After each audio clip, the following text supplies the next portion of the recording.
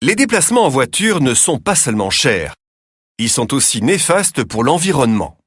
Posez-vous donc cette question, avant chaque départ. Ai-je vraiment besoin de la voiture? La distance n'est-elle pas trop courte? Devrais-je plutôt y aller à pied ou en bicyclette? Ou puis-je me rendre à ma destination en transport en commun? Effectuer de courtes distances avec un moteur froid est néfaste pour le moteur et augmente la consommation de carburant. Si vous décidez de vous déplacer en voiture malgré tout, sachez qu'une conduite sportive, autrement dit quand vous changez constamment de vitesse et que votre moteur atteint un régime très élevé, consomme énormément de carburant. Pensez donc au régime conseillé pour changer de vitesse. Celui-ci est différent selon les circonstances. Plus le chargement est lourd, plus vous consommez du carburant. Vérifiez régulièrement votre coffre pour en sortir les objets inutiles. Le coffre de toit ou une galerie augmente la résistance à l'air de votre voiture.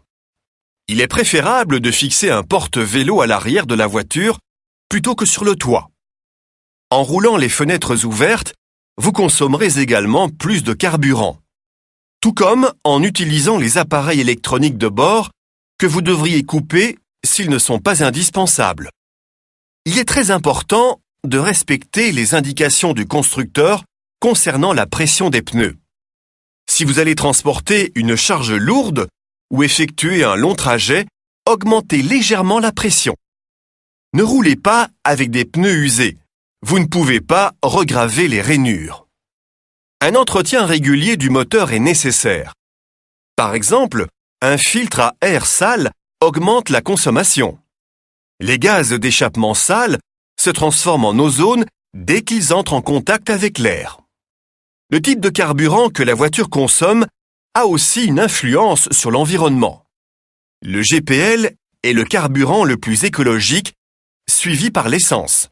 Le diesel sans soufre est plus écologique que le diesel ordinaire. Si vous devez attendre plus de 30 secondes, coupez le moteur.